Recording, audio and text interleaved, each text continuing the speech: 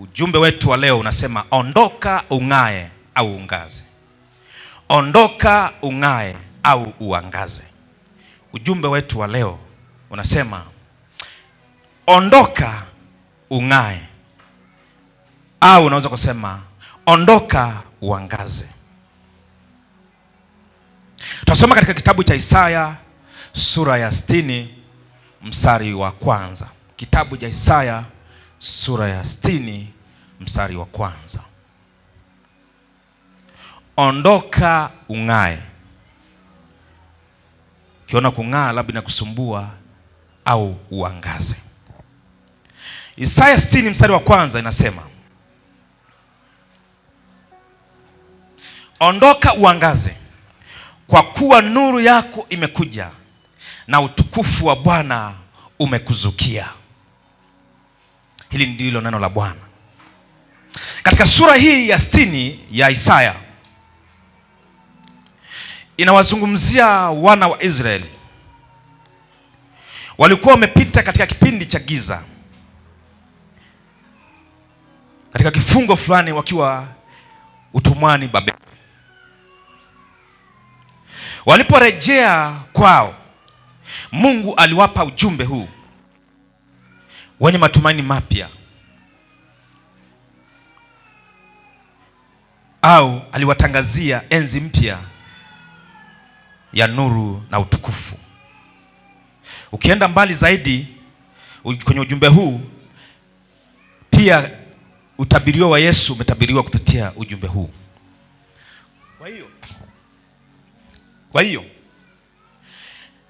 Kwa nini Mungu anawaambia ondoka uangaze? Neno hili lina maana gani? Huu ni wito wa kuamka kutoka hali ya unyonge waliokuwa nayo na dhambi, kwa sababu kule kuenda utumwani kwa sababu ya dhambi zao na kukata tamaa. Ondoka ni wito wa kuamka kutoka hali ya unyonge, hali ya dhambi na kukata tamaa.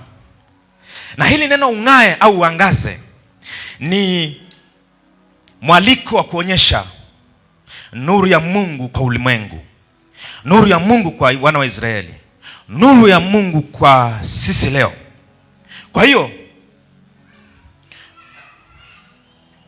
wito huu ni wa kiroho na kimwili pia, unagusa maisha yote ya kiroho na kimwili.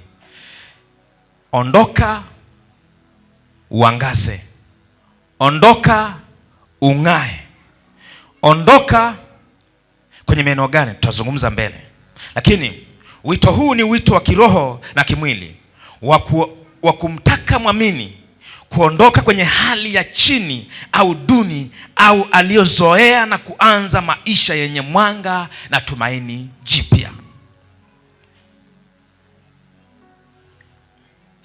Huu ni wito wa kiroho unaogusa maisha yetu ya kiroho, unagusa maisha yetu ya kimwili, wa kumtaka mwamini kuondoka kwenye hali ya chini au duni au aliyozoea na kuanza maisha yenye mwanga na tumaini jipya.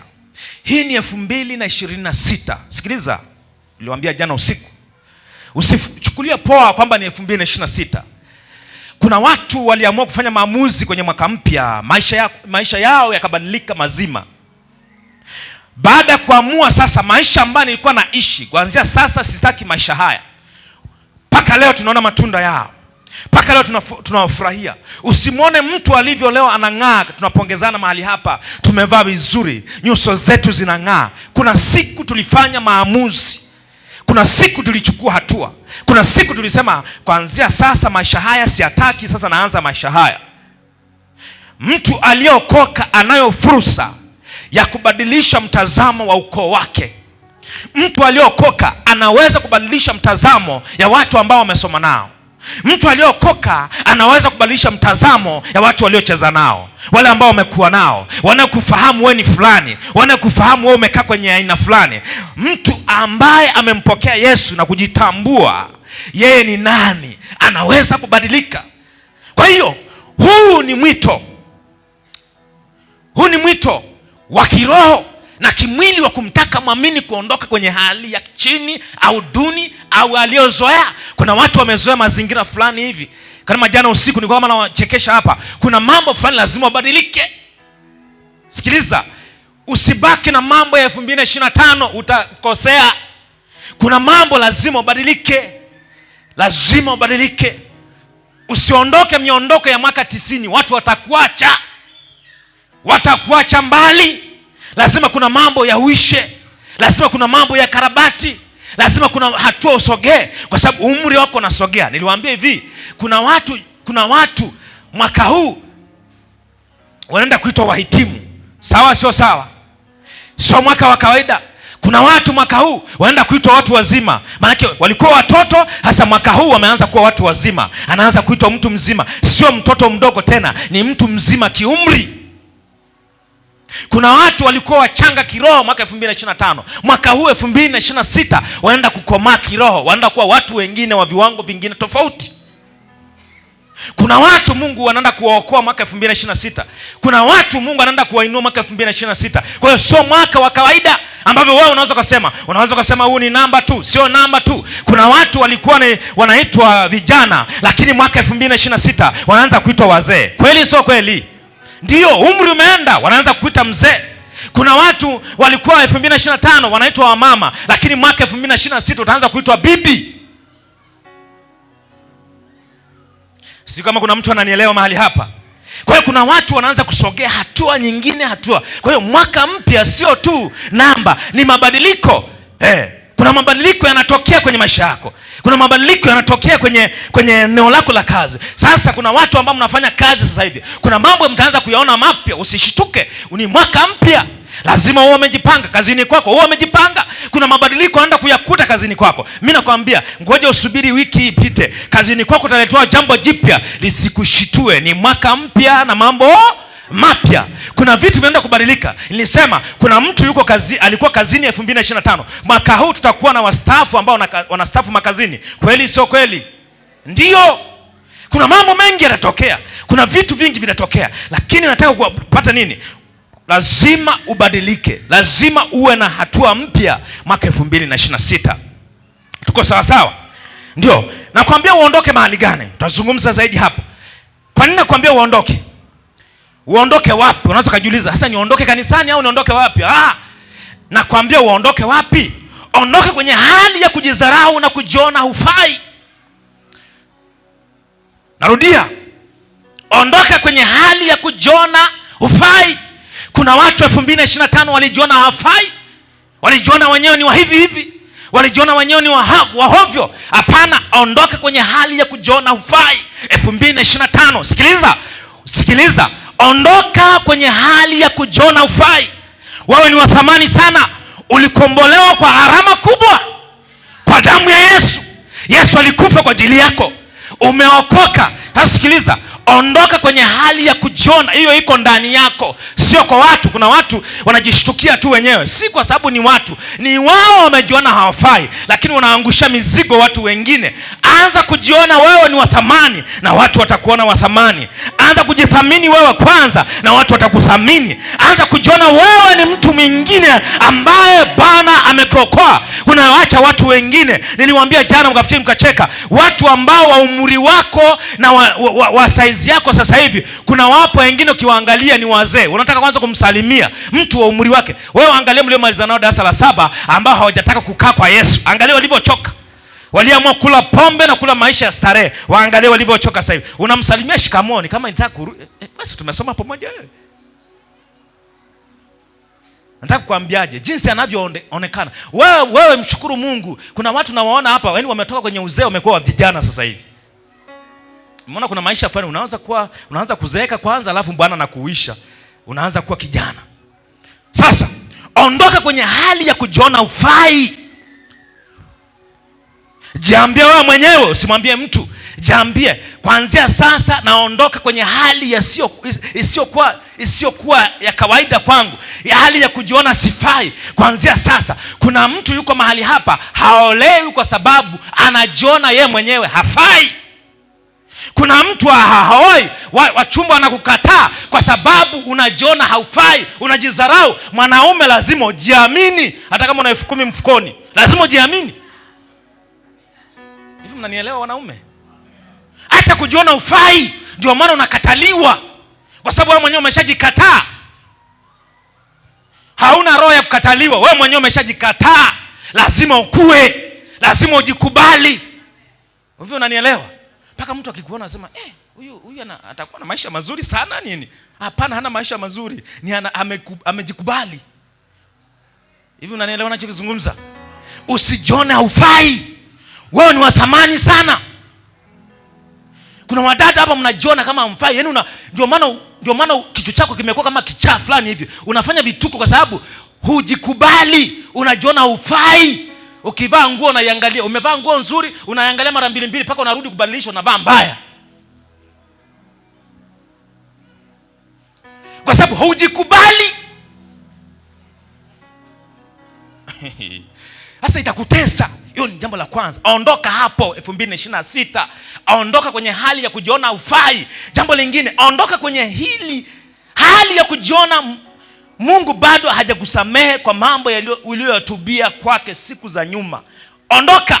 Kuna watu wametubu dhambi zao, wamwambia Bwana nisamehe, wameokoka mwaka wa 5 leo, mwaka wa 10 leo, mwaka wa 15 leo, mwaka wa 20 leo, mpaka leo anakumbuka mambo ya zamani. Hautakaa uone baraka za Mungu.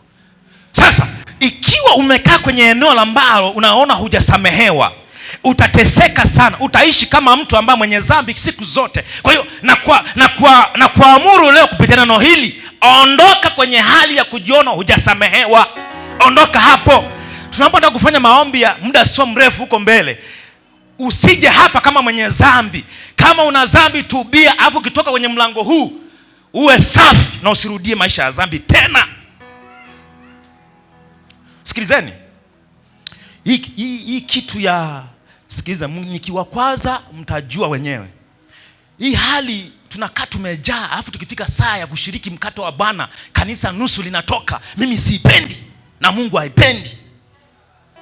Sikilizeni, nisipowaambia hii ndio kazi Mungu alionipa, nimeacha mambo yote ya dunia, nimekuja hapa nikwambie habari za rohoni. Lazima uondoke kwenye hiyo hali. Haiwezekani una miaka 3 hujawahi kushiriki mshirika mtakatifu. Ikifika muda wa kushiriki unatoka. Una tatizo gani ambalo hutaki kurekebisha? Je, wewe ni mwenzetu? Tunaenda mbinguni pamoja. Naongea na mtu mmoja hapa, unajijua? Kwa nini saa ya kushiriki meza ya Bwana unatoka? Kwa nini tupongeza mkate? Huu ni mkate wa Bwana, meza ya Bwana. Kwa nini tusiheshimu meza ya Bwana? Tunaenda mbinguni. Kama una shida, rekebisha haraka sana. Hatuwezi kuwa na kanisa ambalo kesho kutwa ina jehanamu. Hapana. Sisi hatuko kukusanya mahela yako hapa, tule hapa. Hii sio agenda ya CCC. Na kutangazia leo, sisi sio agenda ya kukaa hapa tukusanye hela zenu, tufanye nini, mtoe sio kitu gani. Hapana, sio agenda. Agenda hapa ni kuwalea mfike mbinguni. Itakuwa ni aibu washirika 500 na kuta mbinguni 10. Itakuwa ni hasara kubwa sana. Ondoka kwenye hali hiyo ya kutokushiriki meza ya Bwana. Ondoka. Kama kuna mahali ambapo unaona umemkosea Mungu, rekebisha haraka. Tengeneza. Ndio limeona siku hiyo nimemtambulisha binti mmoja, sema nimerudi kanisani. Ndio, rudi kanisani. Na sisi tunafurahi umerudi kanisani. Na rudi vizuri. Kuna watu wengi wamerudi kanisani. Hapa wapo wengi wamerudi kanisani. Wameambia Bwana nimerudi kanisani. Safi, rudi kanisani. Na wajiweke wazi, nimerudi kanisani. Rudi kanisani ukiwa vizuri, ukiwa umeamua kweli kurudi kanisani. Usirudi kanisani alafu unanyonya viroba. Rudi ukiwa umeamua kweli. Usirudi kanisani huko unavuta sigara. Sisi hatutaki. Tunaelewana watu wa Mungu? Ni mwaka mpya, nikikukera nimekwambia sihitaji mwaliko. Ondoka kwenye maisha hayo. Ndio hii Mungu anawaambia wana wa Israeli, ondokeni kwenye yale mawazo, yale maisha ya dhambi, yale maisha ya kujikatia tamaa, yale maisha ya kujiona hamfai. Ondokeni huku, nuru mpya imewaangazia. Na wewe mwaka mpya umefika. Sasa usiingie mwaka mpya na mambo yale yale, maisha yale yale. Hapana, wewe Bwana amekupa neema. Kuna watu wamekufa 2025. Kwani wewe umefika? Ni neema, Mungu amekusaidia. Ondoka hapo haraka sana. Ondoka tunapomaliza ibada hii, wewe umeondoka hapo. Ondoka kwenye mtazamo wa kujiona una laana za mababu na ukoo. Ondoka. Kuna watu wanajiona, mimi na laana za ukoo, mimi na laana za mababu, mimi kwetu hatuolewagi, wewe kwetu hatuoi, kwetu hatujawahi kumiliki biashara. Hakuna. Ondoka kwenye mawazo hayo. Wewe umekombolewa na damu ya Yesu. Ya kale yote yamepita, tazama yamekuwa mapya. Wewe ni kiumbe kipya katika Kristo Yesu. Katika mwili unaonekana ni wa kawaida, lakini rohoni umezaliwa upya. Wewe ni mwana wa Mungu. Wewe ni mwana wa ufalme wa Mungu. Wewe ni raia wa mbinguni anayeishi duniani. Kuna watu hawajaelewa. Biblia inasema hivi, utafuteni kwanza ufalme wa Mungu na yote mtazidishiwa. Ufalme wa Mungu ni kitu gani? Na nyingine akasema ufalme wa Mungu uko ndani yenu. Ni kitu gani ambacho kiko ndani yenu? Anayezungumzwa ni Yesu ambaye amebeba ufalme huu. Na tukasema hivi, kama sisi ni raia wa mbinguni, kwa sababu ufalme ni uraia, tunazungumza uraia ambao wa mbinguni. Ikiwa ni sisi ni raia wa mbinguni, kwa nini tuishi maisha ambayo kama sio raia wa mbinguni? Maana yake hatujui haki zetu. Hatutaki kusikiza mafundisho, hatutaki kusoma neno la Mungu ujue haki zako. Nakwambia hivi, kuna mambo sio lazima uombe, kuna mambo lazima ujue neno la Mungu. Ndio maana Danieli katika kusoma vitabu akajua miaka ya kukaa utumwani imeshapita. Katika kusoma nini? Vitabu. Ndio akaingia kwenye maombi. Kuna haki zako za msingi hauzipati kwa sababu hauna maarifa. Ndio maana kuna maisha unaishi kwa sababu hauna maarifa, si kwa sababu huna maombi. Na wakati mwingine wengine hawana maombi. Ndio maana tunatangaza hapa, sijajua kwa nini matangazo hajasema. Labda tutatangaza Jumapili ijayo. Tunaanza maombi ya siku 40. Unajisikiaje unaposikia maombi ya siku 40? Kuna mtu anajisikia kizunguzungu. Kuna mtu anajisikia kufa. Kuna mtu anasikia kutengeneza utaratibu mwingine. Kijana kabisa mbichi, unamkuta anakula maandazi saa 2 asubuhi. Ndio kijana ambaye anategemea Bwana amtoe kwenye hali yako. Sikiliza. Sikilizeni ndugu zangu. Sikilizeni, naomba utafakari kidogo. Naomba urudi kwenye familia yako. Hali ya familia yako, hali ya wazazi wako, hali ya ukoo wako. Wengine wameokoka, yamkini umeokoka peke yako. Angalia mazingira uliokulia, angalia shule uliosoma. Ndugu zangu, bila kufanya bidii, ndio maana nasema utafuteni kwanza ufalme wa Mungu na mingine mtafanyaje? Nakwambia hivi, hii sikutanii.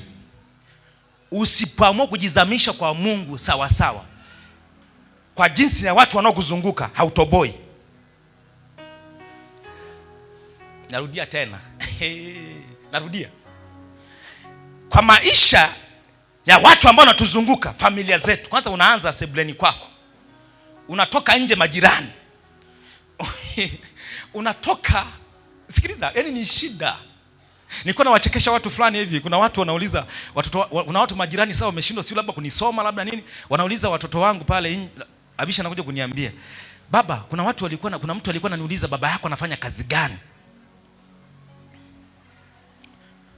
Mimi nilielewa kitu kingine tofauti. Yeye alijua tu anaulizwa kazi gani. Hao ni majirani wameshindwa kukuelewa, sasa wanauliza watoto unafanya kazi gani? Alafu wewe ni mzee wa wokovu wako wa kunatisha na gundi. Na gundi yenyewe ni feki. Utaanzisha biashara leo, kesho utaangukia pua na utarudia tena. Kuna mtu anasema, kwani si tumeokoka wote hapa ndugu zangu? Si ndio ndugu zangu? Mnaonaje mnapoanzisha vitu na vinaisha muda sio mrefu vinapotea? Vinapotea kwa nini? Wewe hautaki ibada, mwenzako amekata mtoto wake kichwa, kipo sebuleni kwake, kimechimbuliwa chini. Alafu wewe maombi yenyewe ya kwenye neti na ibada zenyewe paka za kulazimishwa. Utatoboa? Kuna mtu anasema hamna. Bwana umebaki hivyo hivyo kama hamna. Zamani si mnaona vijijini mtu akisoma akianza kutengeneza miradi fulani anapigwa chini wanamuua. Si mnafikiri ni hadithi? Hivyo nafikiri ni hadithi. Sio hadithi, wanamshusha kweli. Na kama hujakaa vizuri nenda kajaribisha uone, bado yapo, jaribisha uone kama hujakaa vizuri. Wanamaliza na wewe. Sikutishi na kuambia uelewe kwa sababu uchawi umezungumzwa kwenye Biblia, si ni kweli jamani? Musa alivyoinua nyoka na Farao akafanyaje? Dawa Mungu akamwambia hivi, mimi natengeneza, watakapotazama wang'atwa lakini watazame nyoka yako ya nini? Tulijifunza siku moja. Kuna nyoka ya moto na nyoka ya nini? Ya shaba. Sasa lazima uondoke kwenye katika mazingira hayo. Jambo lingine, nazungumza kuondoka. Ondoka kwenye mtazamo mbaya juu ya wanaume au wanawake. Huku nataka uwe na ndoa bora. Sikilizeni washirika wenzangu. Kuna watu wana mitazamo mibaya sana juu ya wanawake. Mibaya sana. Kuna watu wana mitazamo mibaya sana juu ya wanaume. Mwingine wanasema wanaume wote ni mbwa tu. Mmewahi kusikia watu wa namna hiyo? Mmewasikia au mimi nawasikia peke yangu? Ni mimi peke yangu nawasikia. Wanaume wote mama yao ni mmoja tu. Wanawake wote hawafai. Alafu yule mtu anataka awe na ndoa bora. Ondoka kwenye mtazamo wa kuwaona wanawake wabaya. Ondoka kwenye mtazamo wa kuona wanaume wabaya. Ndipo utakuwa na ndoa bora, ndipo utaolewa, ndipo utaoa. Mnanielewa ninachokizungumza hapa? Usizeeke hujaoa wala hujaolewa. Narudia tena, wala sijakosea, mchukia tu marafiki zangu. Mimi nina shughuli maalum ndio hapa. Sikiliza. Nasema hivi, usizeeke kama hakuna sababu. Sisi hatufugi masista hapa na mapadri. Sawa? Sio ajenda ya kanisa hili. Labda uwe Mtume Paulo kama umeamua kuwa hivyo. Mtume Paulo aliamua kuishi peke yake. Labda. Lakini kama sio ajenda yako, hebu tulia vizuri. Vijana, Bwana Yesu asifiwe. Unakuta mavijana hapa kanisani yamekomaa kiasi kwamba yamekomaa, yamenyoa mandevu mpaka vimeasa viwembe vimekatika. Alafu hayataki kuoa. Mimi sina shida na mabinti. Labda wao wanachagua wanaume.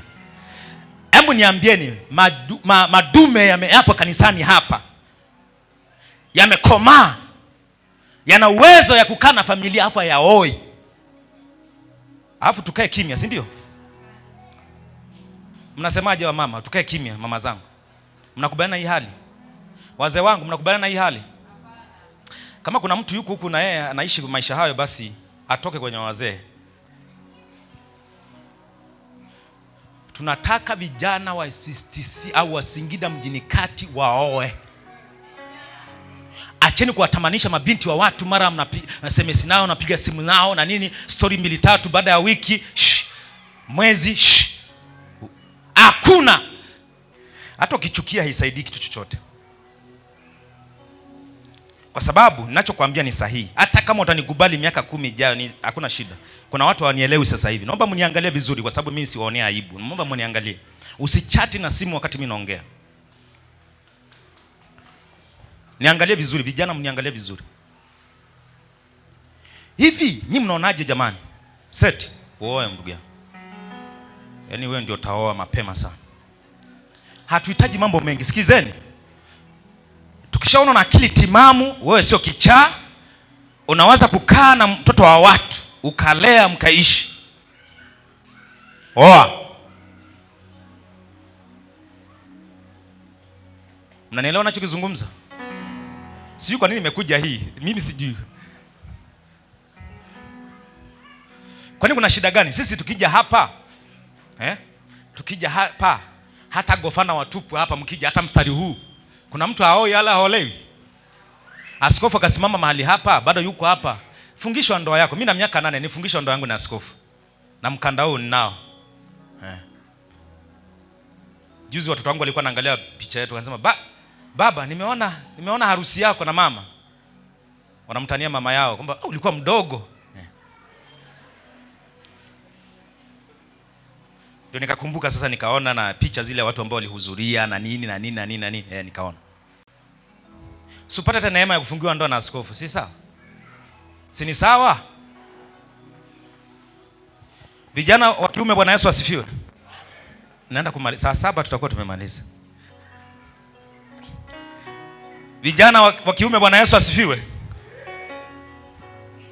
Elisha, hebu niambie, hebu Elisha simama. Simama Elisha. Hebu niambie dume kama hili zima hivi, refu hivi, alafu halioi, hizo nguvu anazimalizia wapi? Tuongee tu kawaida, hizo nguvu anazimalizia wapi? Halishi mtoto, ahangaiki na mke, ama nguvu yanamalizia wapi? Hii ni mwaka mpya 2000 na ngapi? 26. Usio kienyeji. Elisha ni rafiki yangu, hiyo hata mawe yake tutakuwa tunaanza tukahimiliana. Sisemi ana Elisha na tabia mbaya, hapana. Nazungumza haya nguvu sasa hivi akioa. Katika kitu nazungumza hadharani kabisa, nazungumza katika kitu ambacho mpaka leo nakuja kusema nilifanya ujinga, ni kuchelewa kuoa. Kwa sababu nilichelewa, nikaja kuona bwana, ndoa ni nzuri sana. Labda tu ukosee. Shetani akikuotea ndio hivyo inakuwa mbaya sana. Nikaja kuona kuna vitu fulani hivi tofauti kabisa. Yaani hebu nifikiri, ulivyoacha bakuli mezani, hakuna hata mtu wa kulipiga kidogo, hata uje useme nani amesogeza bakuli? Hamna, nyumba tu. Mende wanacheza na panya ule ndani ya hapana, lazima tubadilike 2026. Ondoka kwenye hiyo hali. Na nyinyi mabinti ambao mnachagua wanaume wa magari na mahela mengi benki, nawaambia hivi, mnawaza vitu ambavyo hamna.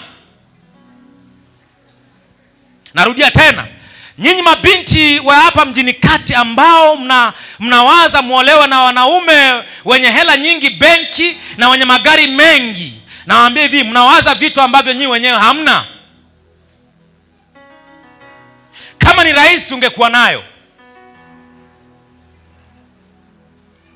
Mnajua hizo mali zimepatikana kwa nguvu gani? Nani hapa aliolewa na mwanaume? Labda hii agenda tutamalizana nayo leo. Nani aliolewa na mwanaume ambaye yuko hali ya chini kabisa, alafu baadaye Mungu akabariki? Nyosha mkono, tuko jasiri. Mama mmoja mwenye nguvu hapa ambaye anajiamini. Mama changa, mambo simama mama. Metu alikuwa na hela nyingi sana. Haikuwa hana. Lakini sasa hivi naona mko fresh. Na gari lenu na nini. Maisha yanaendelea. Lakini uliona hii ni wa kwangu na hiki. Na nisikizo ushuhuda wako likao umekaa kiaina, lakini ilikuwa ni mpango wa Mungu labda. Mpigeni makofi mama changa. Usione wivu, piga makofi.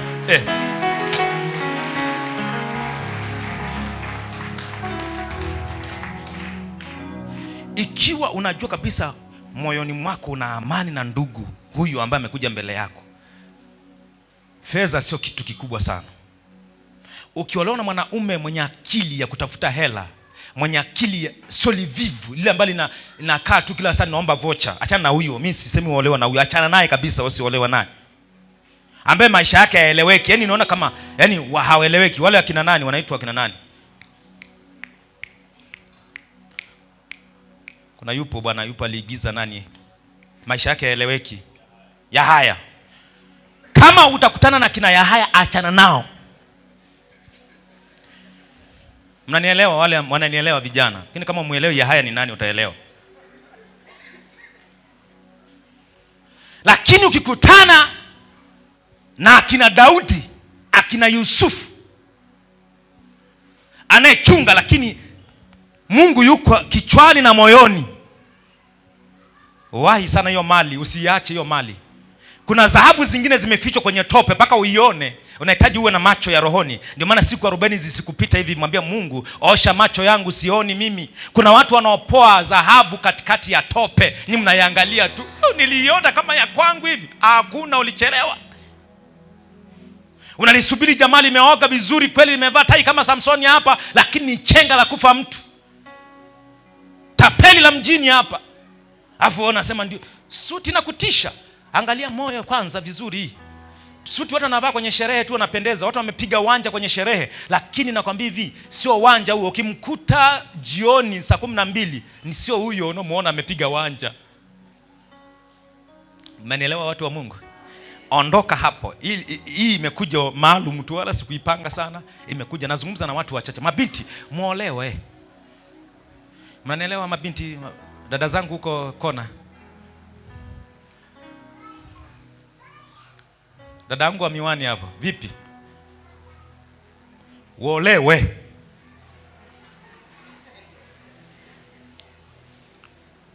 Nafikiri natania hapa, lakini nawaambia ukweli.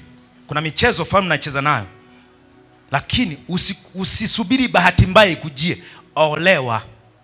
Na hakuna kitu kibaya na ukitaka mambo yako yaende vizuri, njoo. Ukiona mambo yameenda vizuri, njoo ofisini, nenda kwa wazazi pande zote mbili na nini. Zile process za kusaidia, na uwe na masikio mazuri. Nakwambia hivi, utakuwa na maisha mazuri tu. Wanapenda watu wanaishi, alafu tuanze kuombea ndoa kuliko kuombea, tunaombea shughuli zingine hapa. Hapana. Alafu mkakae vizuri. Na ukiambiwa, ukija ofisini tukakueleza kwamba huyo mtu hatumuelewi vizuri, pia huo naelewa pia. Si sawa ndugu zangu? Mwe mnaelewa. Mwe mnaelewa. Kwa sababu wewe unaweza kuwa umetamani pua tu, lakini moyo wake haujakaa kama pua yake uliyotamani. Sawa jamani? Mungu awabariki sana kwa hilo. Kama mmelipokea, Mungu awabariki sana. Kwa hiyo ondoka katika mazingira hayo. Napenda kuhitimisha, kwa sababu ukielewa na kuchukua hatua, utakuwa mwanzo wako mpya wa maisha yako. Fahamu fursa mpya imefunguliwa kwako, ni wewe kuchukua hatua uweze kupata matunda yake. Nuru ya Kristo imekujia. Ondoka ung'ae, au inuka uangaze. Mwaka mpya ni nafasi yako ya kiroho ya kuanza upya kwa msaada wa Mungu. Tunapoenda kwenye maombi sahihi, mwaka mpya ni fursa yako kabisa, kwa sababu kila mtu masikio inatusaidia kuamka kiroho. Ni fursa mpya kwako wewe ya kuondoka katika mazingira ambayo hayatakiwi na kuingia katika mazingira ambayo yanatakiwa. Kumbuka, usipochukua hatua ya kuondoka kwenye eneo unaloona halifai, hakuna kitakachobadilika katika maisha yako. Sikiliza hiyo. Fahamu kwamba, sogeza hiyo ya mwisho. Fahamu kwamba usipochukua hatua ya kuondoka kwenye eneo unaloona halifai, hakuna kitakachobadilika katika maisha yako. Tutaomba na kuomba, tutaweka mikono juu yako, lakini wa kuamua ni wewe ndani yako. Ndio maana Mungu ameweka njia mbili, njia nyembamba na njia pana. Utaamua ufuate njia nyembamba au ufuate njia pana. Nikimaanisha nini? Umewekewa jehanamu, umewekewa peponi. Kazi yako ni kuchagua. Mungu sio dikteta, hawezi kukulazimisha kuokoka na kuacha maisha yako. Sasa maisha ambayo umezoea, umeishi nayo, tabia zingine za sirini, tabia zingine ni chafu, lakini unapaswa kuchukua hatua. Usipochukua hatua, hakuna kitu kitabadilika katika maisha yako. Hakuna. Usiseme mimi ni wa hivi, mimi maisha yangu ni hivi, siwezi kuacha dhambi. Hakuna. Mungu amekupa uwezo wa kuishi maisha matakatifu. Hatuishi kwa sababu tuna nguvu sana, tunaishi kwa sababu neema ya Mungu iko ndani yetu.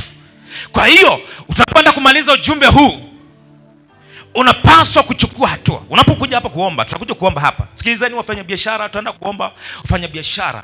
Mungu atakubariki, lakini unakuwa mchoyo kwa Mungu. Mungu amekupa, lakini unakuwa mchoyo. Wafanya kazi, Mungu atakupandisha, lakini unakuwa mchoyo. Mungu atakuinua, lakini unakuwa, yani kuna vitu ambavyo unavifanya, au Mungu anakuinua unakuwa uko busy, utaki ibada, yani unakosea. Hapana, sisi tukibarikiwa kanisani tunakumbuka mambo ya kanisani.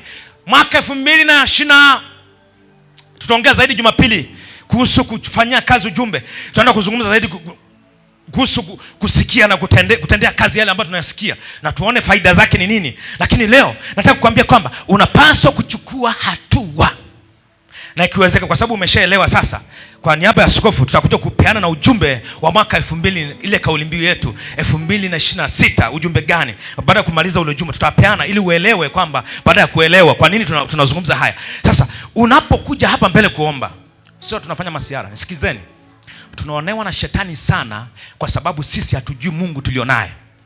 Narudia tena, tunaonewa na shetani sana kwa sababu hatujui Mungu tulionaye.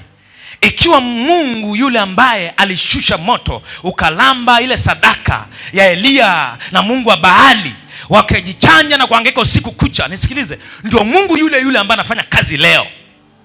Sikiliza, Mungu anaweza kukusaidia mahali uliko. Mungu anaweza kukutoa mahali uliko. Usijali, wewe muamini Mungu, utatoka. Mamage, Bwana Yesu asifiwe. Nimesikia tu Roho Mtakatifu. Mungu akubariki sana mama. Umedeki madhabahu paka imekoma. Ongempigeni makofi mamage.